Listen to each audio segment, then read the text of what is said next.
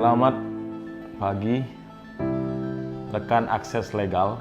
Hari ini saya Iputu Hari Suwandana Putra memperoleh kesempatan untuk berbagi, sharing tentang yang kita kenal dengan mediasi.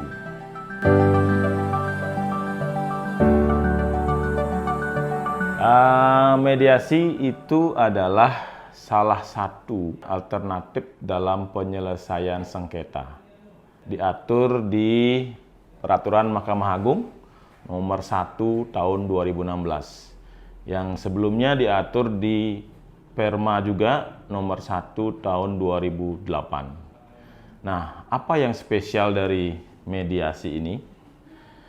Sebagai advokat yang sudah beracara sejak tahun 2007, saya tentu istilahnya sudah beberapa kali sering mengikuti ataupun menjalani proses mediasi ini. Ya, karena berdasarkan Perma ini, setiap perkara yang masuk ke pengadilan wajib untuk dimediasi dulu, ya, para pihak untuk dimediasi. Jadi Mahkamah Agung bermaksud untuk memberikan peluang kepada para pihak yang bersengketa agar bisa bertemu, ya, bertemu langsung, menyampaikan resume-resume untuk bisa dipertemukan oleh mediator menjadi formula kesepakatan perdamaian. Maksudnya adalah, tujuan mulianya adalah agar perkara-perkara di persidangan itu bisa berkurang. Jadi, poin yang akan kita dapatkan dalam hal ini bahwa mediasi itu adalah salah satu cara untuk menyelesaikan masalah, di mana prosesnya sangat jauh berbeda dengan proses yang ada di proses litigasi, dalam hal ini di pengadilan. Ya, karena apa? Karena kalau kita bicara proses istilahnya di pengadilan itu, jadi masing-masing pihak yang bersengketa ini akan membuktikan posisinya masing-masing, pendapatnya masing-masing, di mana mereka dalam proses beracara ini membuktikan, menunjukkan kepada majelis hakim posisi atau pendapat ataupun dengan saksi maupun alat bukti surat lainnya. Jadi itu diyakinkanlah majelis hakim ini mana yang benar, mana yang akan diterima oleh majelis, pihak A atau pihak B. Itulah kalau kita bicara proses di pengadilan.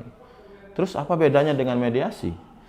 Jadi mediasi ini mempertemukan para pihak, ya, yang sudah ada sengketa, ada permasalahan sebelumnya, tapi yang jadi penekanan oleh mediator sebagai pemimpin mediasi ini adalah, adakah masih istilahnya kepentingan atau kebutuhan yang sama dari para pihak yang bersengketa ini.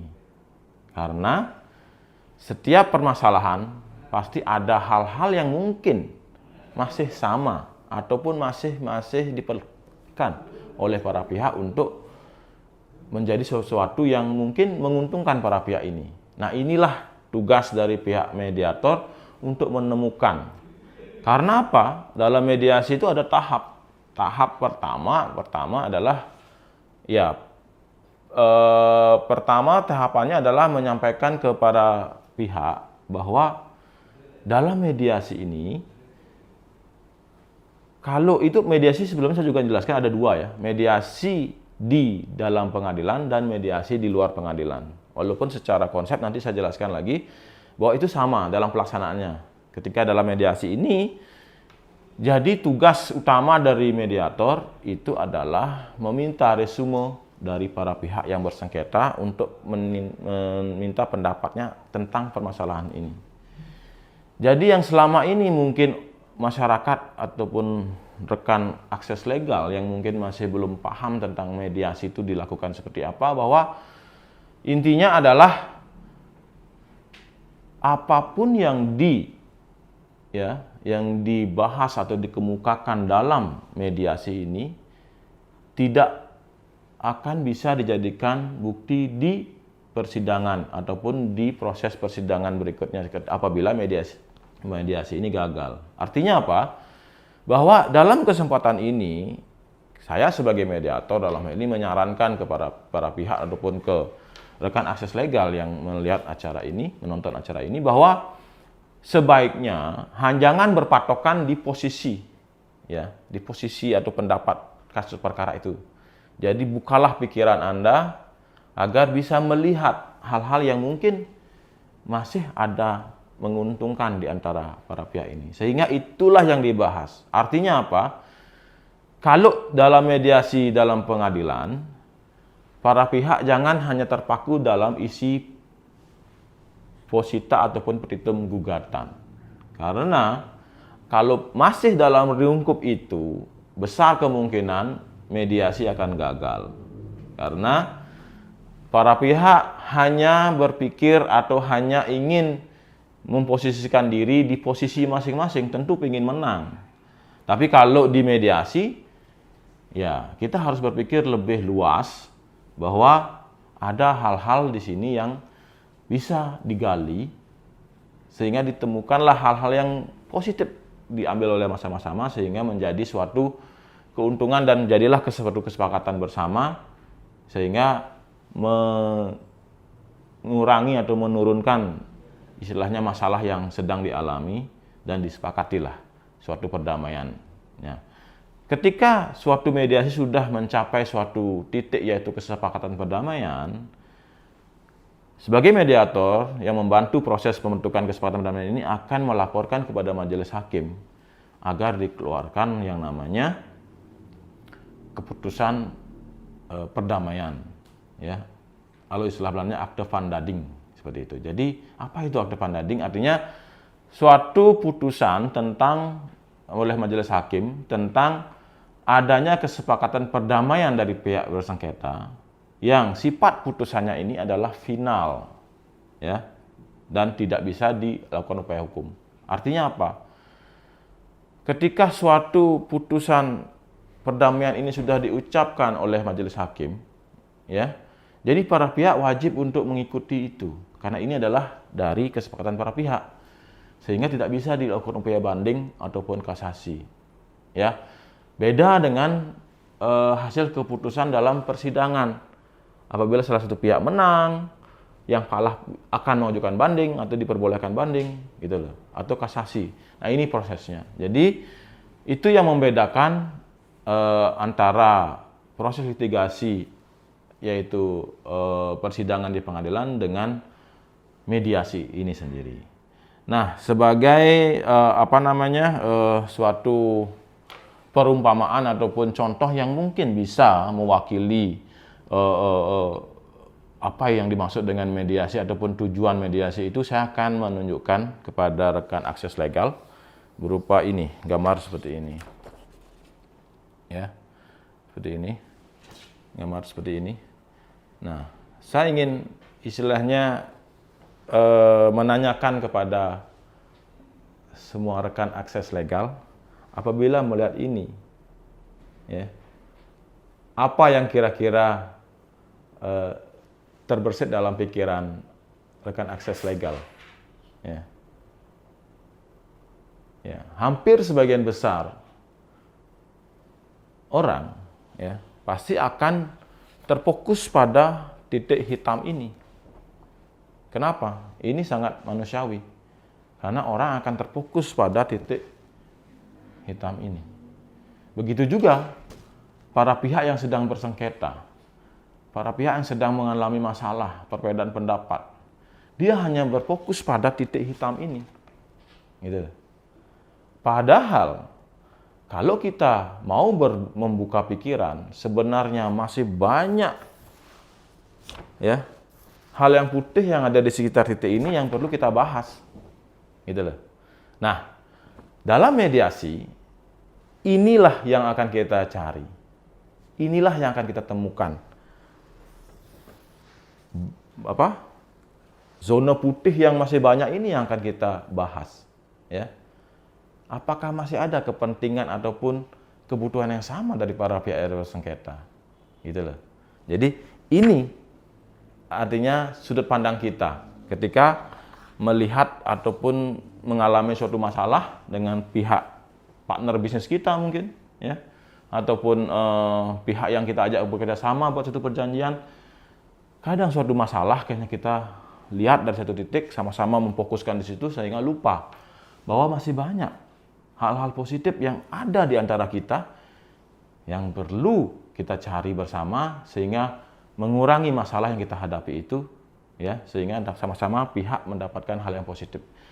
Saya sebagai mediator tentu di situ mempunyai peran, ya, untuk memimpin para pihak ini, ya, agar bisa menemukan hal-hal yang baik seperti itu. Baik, sekarang saya akan mencoba lagi membahas tentang mediasi di dalam pengadilan dan mediasi di luar pengadilan. Nah, ini menarik sekali karena di Perma nomor 1 tahun 2016 itu sangat jelas dan detail dijelaskan tentang perbedaan kedua hal ini.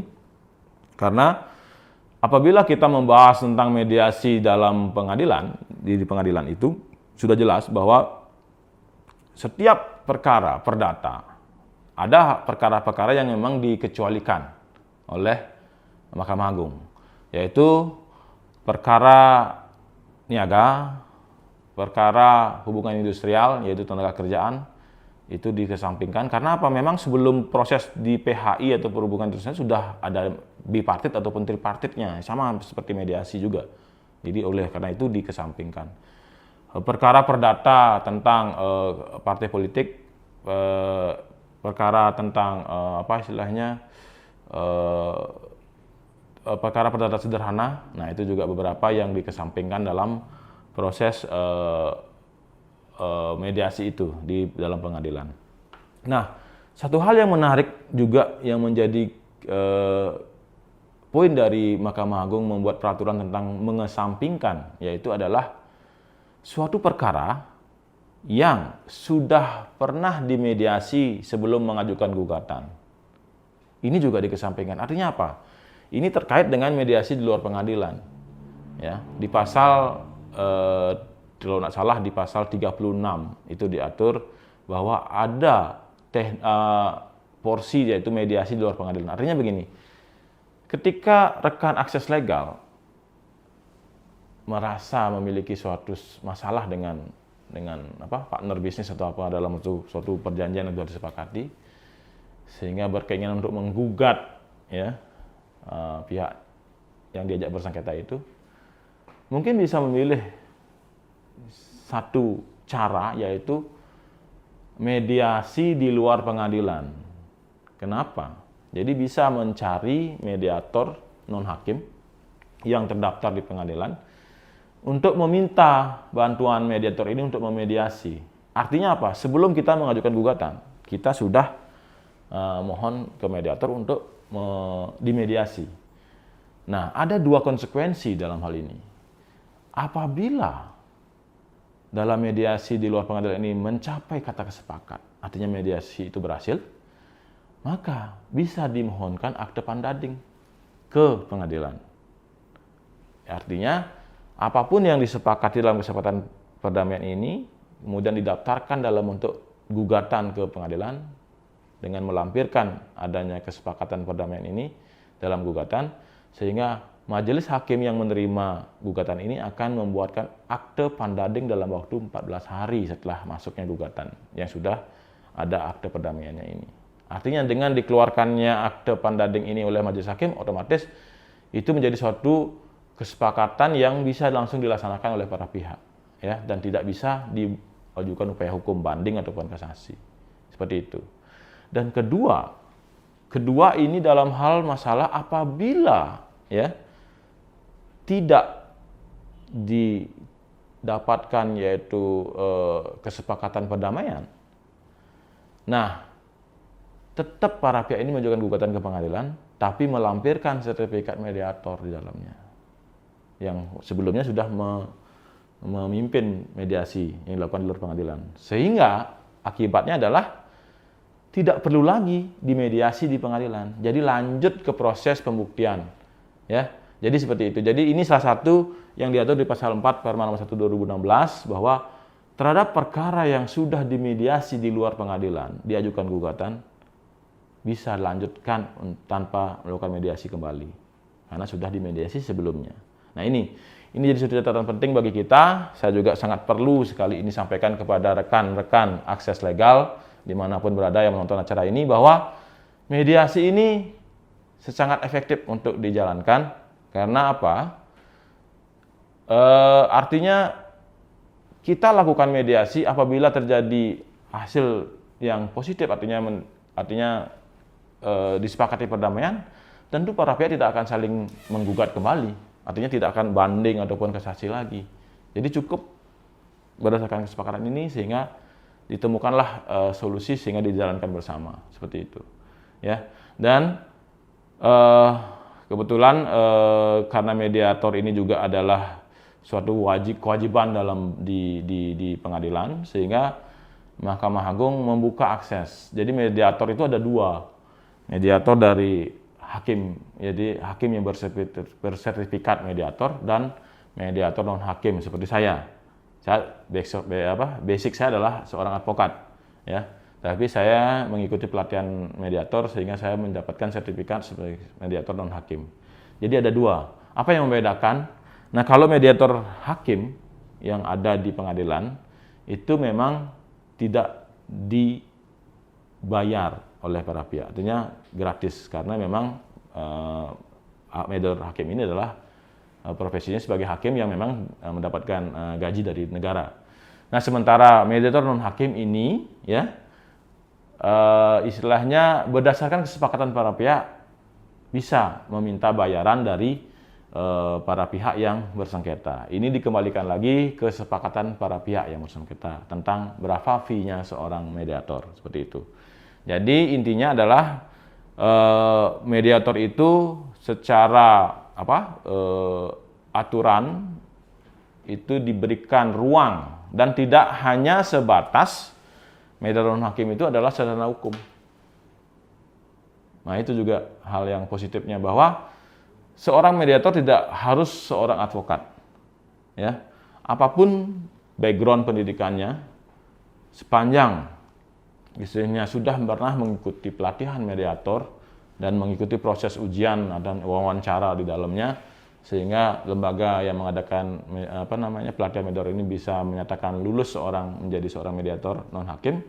Satu contohnya, jadi bisa dia mendaftarkan diri di pengadilan setempat untuk namanya dicantumkan sebagai mediator non hakim di pengadilan setempat. Jadi seperti itu. Jadi intinya bahwa mediasi itu merupakan salah satu alternatif, ya, penyelesaian sengketa yang gitu loh. Teknik ataupun caranya itu memang berbeda dengan beracara di pengadilan.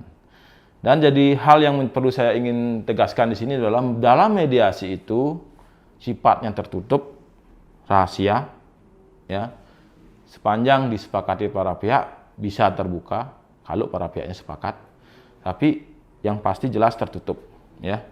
Dan seorang mediator itu wajib merahasiakan, ya, apa yang dibahas dalam mediasi. Jadi antara mediator dan para pihak ini adalah rahasia. Beda dengan persidangan di pengadilan yang terbuka untuk umum terhadap perkara yang tertentu yang memang ada juga yang perkara di pengadilan yang tertutup untuk umum. Tapi pada sebagian besar perkara di pengadilan umum itu pasti terbuka untuk umum, ya. Jadi dalam mediasi ini tentu di situ yang dikedepankan adalah kerahasiaan para pihak yang bersengketa. Terus yang menjadi poin juga dalam mediasi itu adalah ada poin yang namanya kaukus. Apa itu kaukus?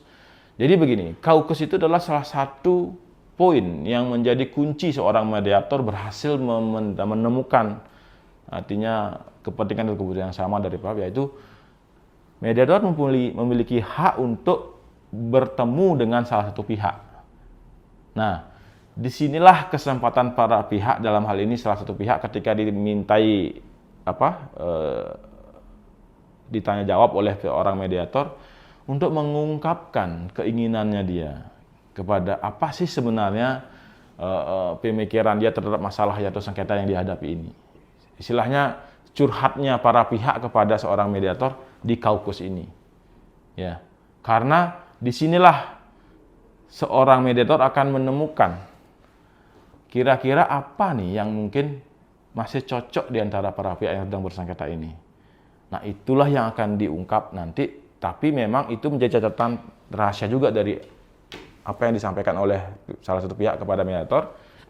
Ini akan menjadi catatan seorang mediator, itu adalah rahasia, tidak bisa diungkap, ya. Jadi itu hanya diposisikan oleh para pihak nanti ketika menyusun yang namanya kesepakatan perdamaian. Jadi hal-hal yang mungkin sama yang didengar oleh mediator ini sebagai poin, itu yang akan dimasukkan dalam poin kesepakatan kerjasama atau poin kesepakatan perdamaian. Jadi istilahnya kalau sudah sampai tahap ini, ya mungkin sudah 70-80% perdamaian akan bisa diraih. Kalau sudah terbuka dan didapatkan poin-poin yang mungkin sama dari sisi pendapat dari para pihak bersengketa ini. Ya, seperti itu. Jadi itu yang perlu disampaikan, bahwa apapun yang disampaikan dalam mediasi itu tidak akan bisa jadi bukti dalam persidangan. Jadi itu perlu diingat oleh para pihak. Jangan lagi kita ketika dalam mediasi itu membawa bukti-bukti ataupun posisi kita di gugatan. Karena itu kalau disampaikan dalam mediasi tidak akan bisa disampaikan dalam persidangan nanti. Jadi bawalah itu di mediasi, adalah hal-hal yang mungkin di luar sengketa yang terjadi. Seperti itu. Tujuannya adalah mencapai suatu kesepakatan bersama.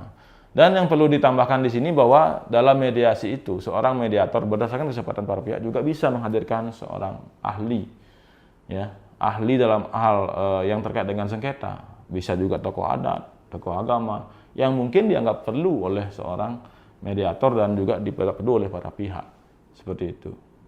Ya, sehingga dalam hal ini memang betul bahwa mediasi itu adalah cara kita untuk menyelesaikan masalah dalam arti para pihak mau membuka pikiran, ya, membuka pikiran sehingga bisa menemukan bidang yang masih luas itu, tidak hanya terfokus pada titik hitam permasalahan itu sendiri, ya.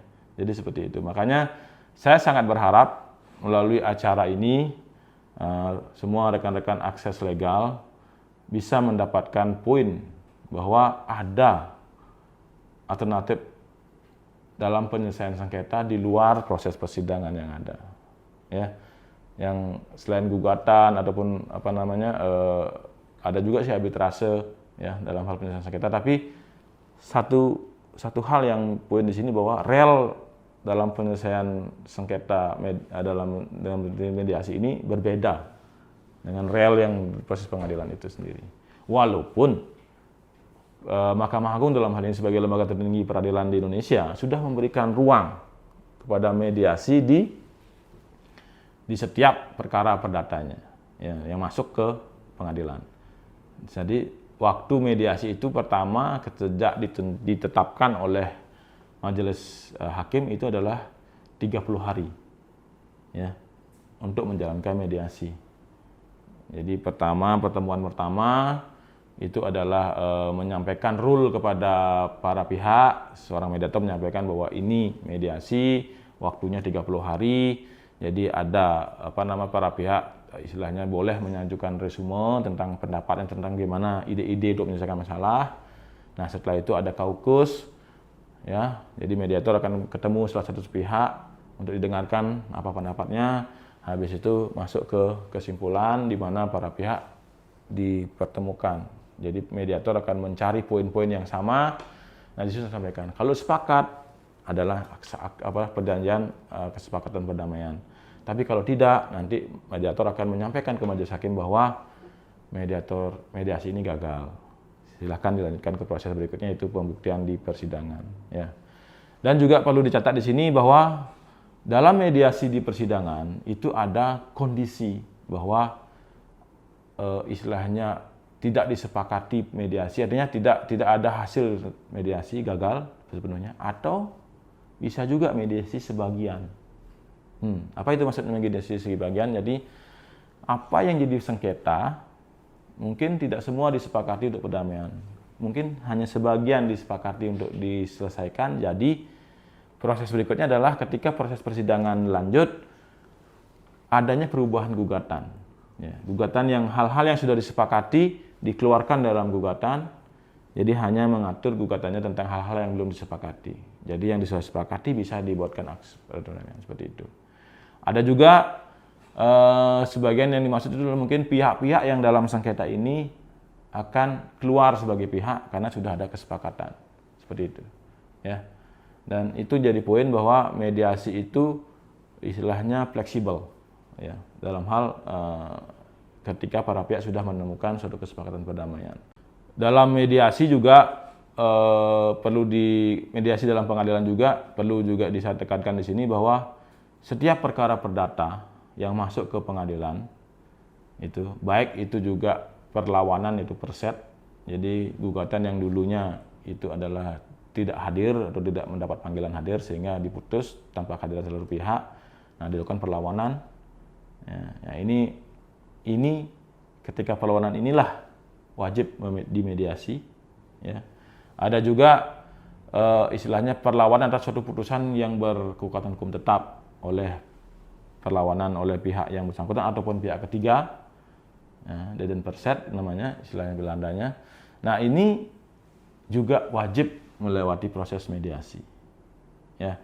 Jadi itu yang saya poinkan bahwa mediasi ini sudah diberikan ruang yang sangat luas oleh Mahkamah Agung untuk menjadi bagian solusi agar sengketa yang ada di pengadilan bisa berkurang secara kuantitas, ya, karena banyak sekali sengketa yang ada di masyarakat masuk ke pengadilan. Dan prosesnya itu perlu waktu, ya. Artinya proses dalam beracara di pengadilan, ya, pengadilan tingkat pertama yaitu pengadilan negeri. Kemudian kalau seandainya para pihak ada yang belum puas atas putusan itu akan mengajukan upaya banding yaitu pengadilan tinggi. Maksudnya ada upaya hukum ke Mahkamah Agung, ya, ke Jakarta.